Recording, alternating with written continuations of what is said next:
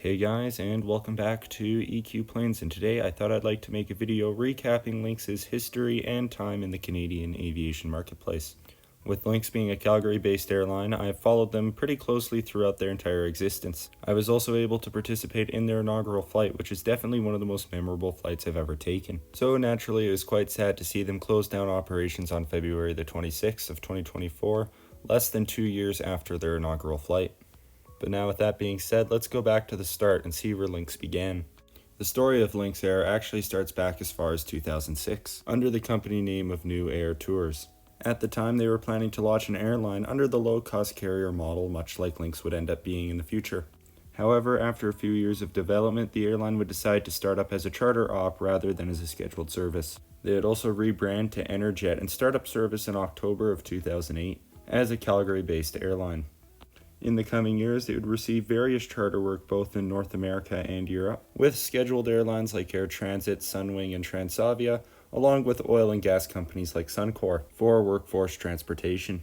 They would operate a fleet of 737-700s, along with some leased 737-800s at some points as well. However, as the mid-2010s rolled around, Enerjet was once again looking to try and establish themselves as a scheduled ULCC, as in 2015 they signed an agreement for 46 737 MAX aircraft. At this time, the idea of a ULCC in Canada seemed to be the hot topic, as at this time some names you may have heard of like New Leaf X Flair along with Jetlines were also ramping up their plans, looking to break the standing duopoly with a low-cost carrier that stood between Air Canada and Westjet at this point. They would go through some various naming schemes, with one of them being Fly2, which is the airline I remember hearing about at this time.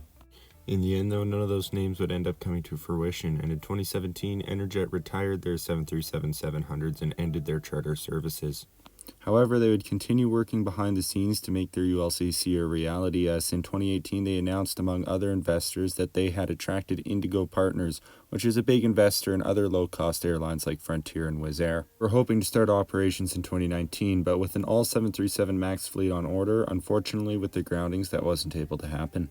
During the groundings, though, 3 737 MAXs, which would eventually become Lynx's first 737 MAX aircraft, rolled out of the factory in Renton. No name was attached to these 3 aircraft, although they were owned by Enerjet and featured a different design than what Lynx would end up using in the end. Certainly thought the design, which appears directly in the foreground here, as being quite a nice design, and I'm definitely surprised that Lynx didn't end up using it.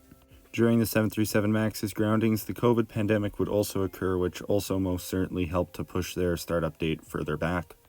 But as 2021 came along, the 737 MAX was ungrounded and the COVID pandemic began to draw down, meaning that November 16th of that year, the time had come and Lynx Air was announced. Like Enerjet, they would be a Calgary-based company, and as they had been planning on, they would adopt the ULCC model. In their words, they would offer an a la carte pricing system, meaning that you would only pay for the seat, meaning things like early boarding and baggage would be charged at an extra cost, which is the whole idea around a low-cost carrier in general. The statement also revealed that Maren MacArthur would be heading the operation, who had previously done work with Tiger Air and Virgin Australia. Bookings opened on January the 19th of 2022, where we rushed to get a ticket on their inaugural flight. Scheduled between Calgary and Vancouver on April 7th of 2022, it would soon be followed by Toronto as their next destination a week later. In the end, the inaugural was quite a cheap flight for us, as we were some of the first to book it, as like with many other airlines, the more seats that were purchased, the higher the prices would end up going, meaning a lot of those sub $50 fares wouldn't stick around very long. In February of 2022, Lynx would take delivery of their first aircraft, Tail 801, conducting a flyover at Calgary International Airport before landing. Soon, the other 2 737 MAXs, which had been sitting in Renton since 2020, would also join the Lynx fleet prior to their inaugural flight.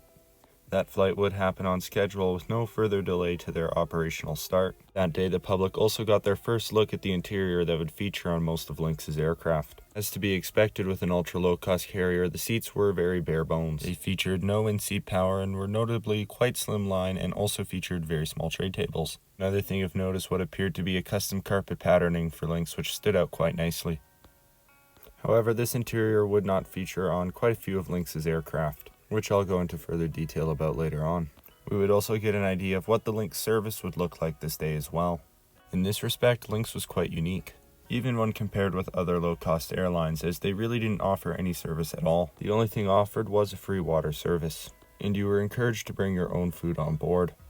This is very odd for a low-cost airline, as often they use buy-on-board menus as a big form of ancillary revenue. Often at the low fare cost that low-cost airlines charge, they rely on making a certain amount of money off each passenger with regards to food, baggage, and seating. Missing out on one of these forms of ancillary revenues may not have been a good thing for Lynx in the end, and very well could have been a contributing factor to their struggling revenues. However, it likely isn't what sunk that boat. Through the rest of 2022, we saw Lynx continue to expand their operation. We would see more routes from Toronto open up, along with many more domestic routes like Kelowna, Victoria, and St. John's. The expansion would come quick enough that they even needed to charter aircraft from Canadian North while they awaited more deliveries. Later that year, though, 3 more airframes would arrive, bringing their fleet of aircraft to 6. These aircraft would all be 737 MAXs not taken up by Norwegian Airlines, with one of them even remaining in the Norwegian colors with its title stripped off, affectionately being known as Red Nose. These aircraft would also feature the Norwegian Airlines interior, so a good portion of the Lynx fleet was flying around effectively as Norwegian MAXs. They would also announce that summer that some pets would be allowed on board the aircraft for a fee. As we moved later into 2022, Lynx announced that it would start international service. These routes would be flown to the US from their Calgary and Toronto hubs, including destinations like Phoenix, Los Angeles, Vegas, and Orlando. The first international service would go on to start in January of 2023. Throughout 2023, much of the same story would continue. They'd continue expanding their route network, adding cities like Montreal, and take on another 3 aircraft. We would also see Lynx make a small change to their livery, adding some blue paw prints to one side of the aircraft, along with a red paw print on the belly. These aircraft would also be factory fresh from Boeing. And on a side note, one Lynx aircraft was produced but never delivered to Lynx before their bankruptcy. That summer, Lynx would also lease a Global X A320 for some of their transporter routes. Another thing worth noting is that their CEO would leave the airline in September of 2023. However, as we got into 2024, it looked like trouble would be on the horizon for Lynx. Reports had started coming out that Flair and Lynx were looking to merge, with Flair effectively taking over Lynx. Flair is Canada's largest ULCC, having double the fleet size that Lynx had had. The idea of Flair taking over another airline is something that had come as a surprise to most people, as they are an airline that's often thought to be in a pretty rocky financial position, having dealt with aircraft repossessions and unpaid taxes, among other things. If anything, people would have thought the situation would have gone the other way around, with Lynx having supposedly a much stronger backing from a firm like Indigo Partners than Flair's 777 partners. However, that surface-level assumption appeared not to be the case. As with massive losses that would eventually be revealed behind the scenes for Lynx, it appears investment was beginning to dry up for them. So it appears in the end this merger attempt was a last-ditch effort to bring a nicer ending than bankruptcy to Lynx. However, unfortunately, all efforts were in vain, and Lynx announced on February the 22nd of 2024 that they had filed for creditor protection, as a result of no longer being able to secure any funding. Over the coming days, Lynx would wind down its operation, with its last flight landing into Calgary from Toronto on February the 26th. During the aftermath, airlines like Westjet and Flair offered extra flights and discount codes for potential stranded Lynx passengers. And as for Lynx's aircraft, for the last portion of February, they would be parked at Calgary International Airport on runway 26.